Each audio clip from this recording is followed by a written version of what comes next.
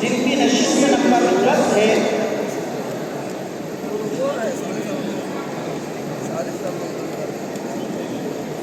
मुसाहिब number 10 जिन्होंने 7वीं position हासिल की है, सैयद हुसैन अली, सैयद अशफाक अली, दारुल उलूम अस्हाब कहफ औरंगाबाद।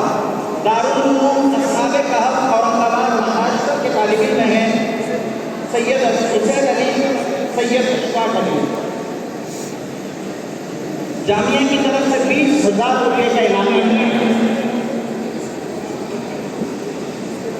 20,000 जामिया की तरफ से, मुश्ताक भाई कुठावाला की तरफ से 10,000 रुपये, शाहिद सुलेमान की तरफ से 10,000 रुपये।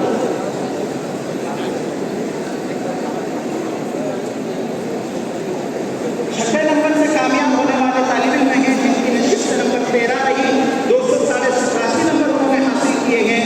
तौहीदुर रहमान सिद्दीकी बिन रज़ाउल करीम सिद्दीकी, इक़रा अरबी स्कूल